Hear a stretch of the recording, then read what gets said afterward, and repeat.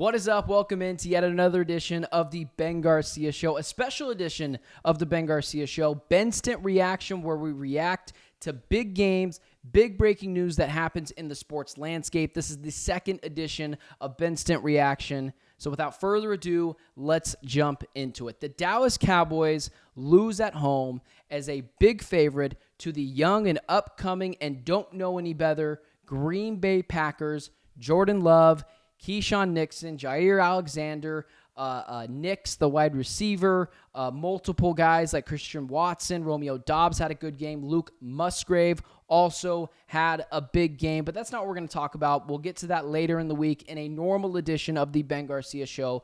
I want to focus here, as many people will, on the Dallas Cowboys. Now, listen, this is usually just a victory lap for me. You know, Dallas Cowboy fans have been very critical of me. I've been talking for months, for years. Basically, I was saying, I don't care what you do in the regular season. I don't care what the Dallas Cowboys do in the regular season. I posted multiple videos. I have numerous Dallas Cowboys friends who run accounts who would say, comment things. They're good guys, very good dudes. I'd hang out with them. I'd get a drink with them. I'd go out to eat with them. But they would tell me, oh, I guess the Dallas Cowboys pay your bills. Well, the Dallas Cowboys fans don't like when people talk about them if it's not in the way positively that they want them to be talked about. I usually spin it in a negative way because that's normally what the Dallas Cowboys are. And maybe I don't need to.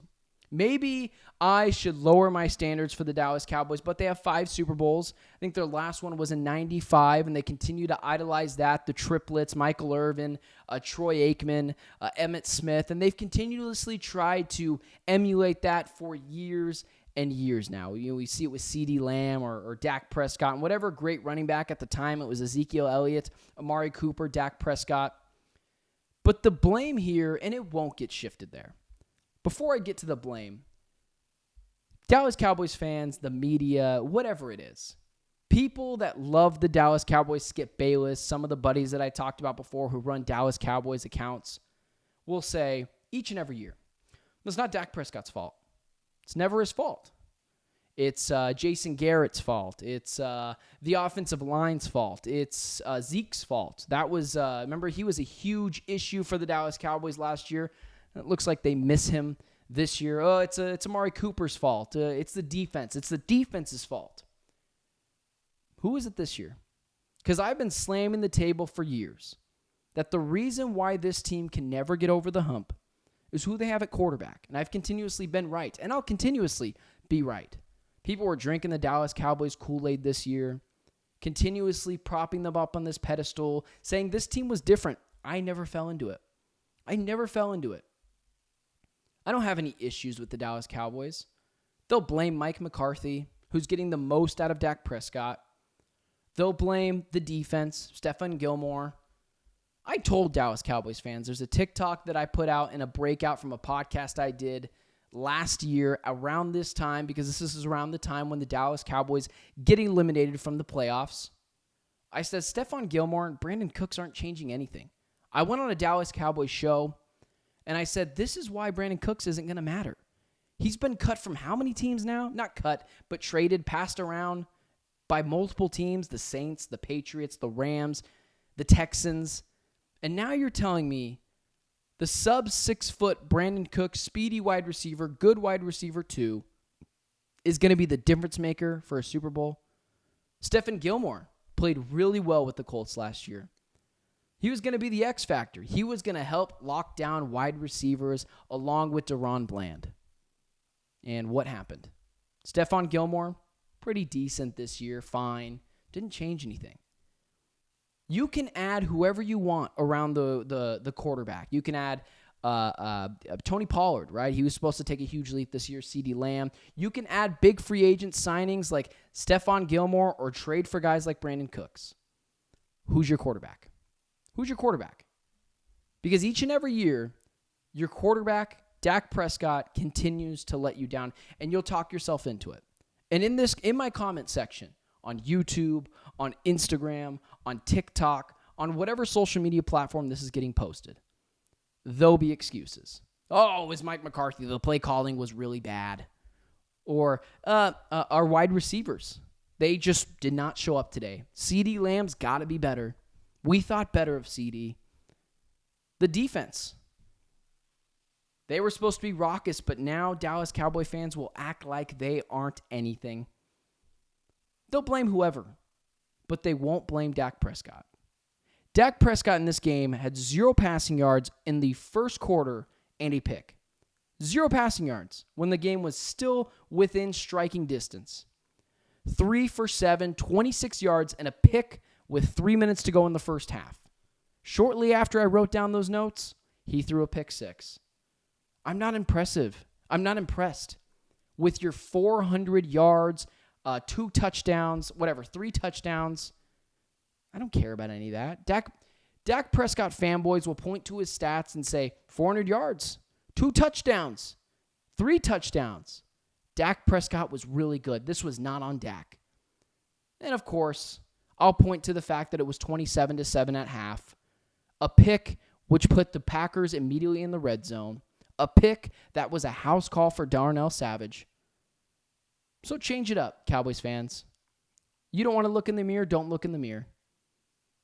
Go get someone else in free agency. You have multiple guys this year, Tyron Smith, Stephon Gilmore, good players that are free agents this year. And what will happen is you'll talk yourself into them. You'll talk yourself into whatever the next shiny object is in free agency, in the trade market.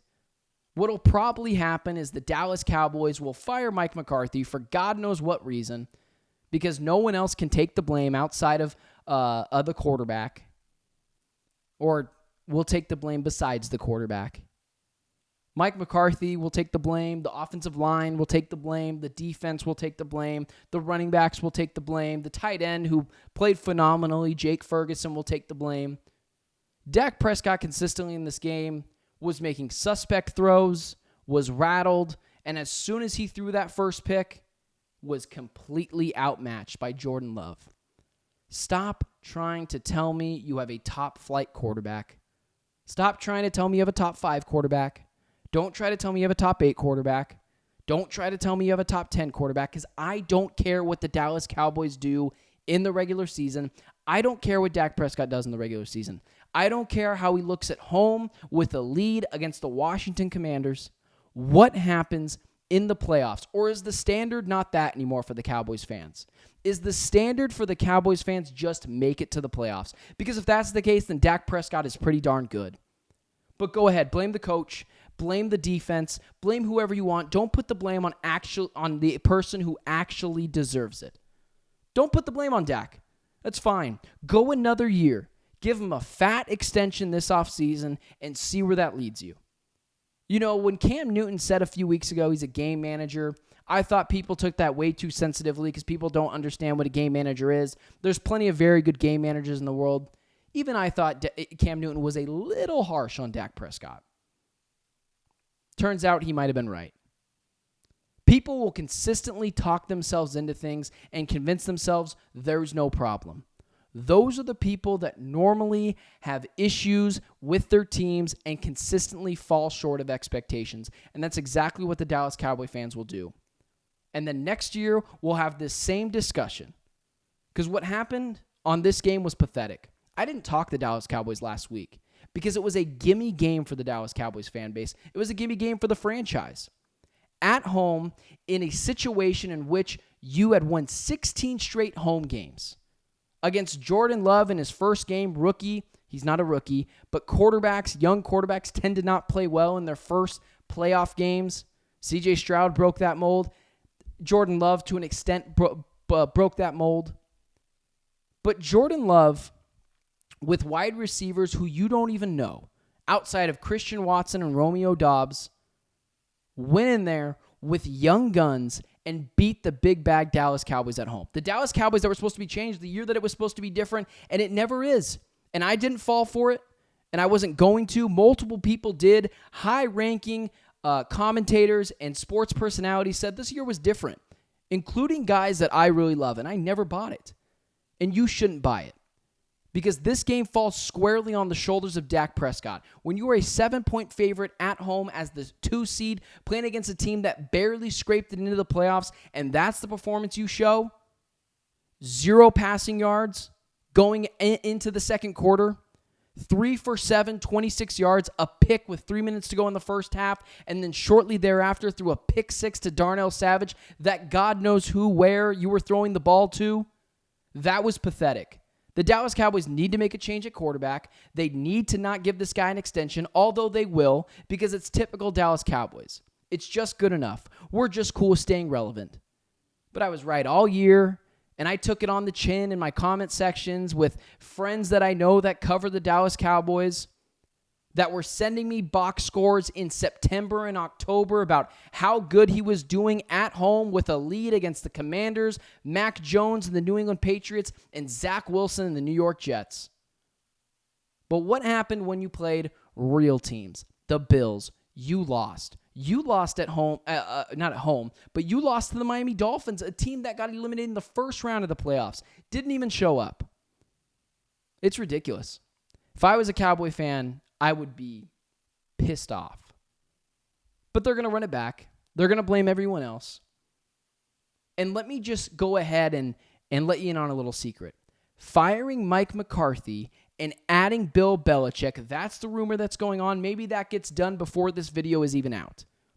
Getting rid of Mike McCarthy, I should say that again. Getting rid of Mike McCarthy and adding Bill Belichick is not going to save or fix anything. Because at the end of the day, you have a B-tier quarterback in Dak Prescott who continuously does not show up in big games, has never won multiple playoff games in the same season, and we're in year 8, year 9 for Dak Prescott. It is not going to get fixed. It is not going to get better. So you have a decision. You can either cut bait with this guy, cut bait with this quarterback that continuously drops below standards and expectations every single year, or you can stick with them, and you could win your 9, 10 games, 11 games, go to the playoffs, lose in the first round, lose in the second round, and you'll continuously tell me about that really good playoff performance he had against the Buccaneers, against a really bad wild card team that made it a year ago with Tom Brady and that team that was not very good. But here it is. It'll be the same thing as always. They'll run it back. We'll have the same discussion next year, and I'll take the same victory lap that I take every year. Because I'm seen as an enemy to Dallas Cowboys fans, but I have only ever told them the truth. Dak Prescott is not that guy. This game rests on his shoulders. If you make $40 million a year, you're one of the highest paid quarterbacks in the NFL. You have a 7-point you're a 7-point favorite at home. You have won 16 straight games at home. This game's on you. A pick 6, 26 yards. Going in the second quarter, going into halftime, the game was over at half. How embarrassing.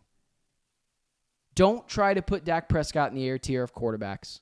He's behind Jordan Love. He's behind CJ Stroud. He's behind Joe Burrow. He's behind Lamar Jackson, Patrick Mahomes, Josh Allen, Kyler Murray. I could go on and on and on.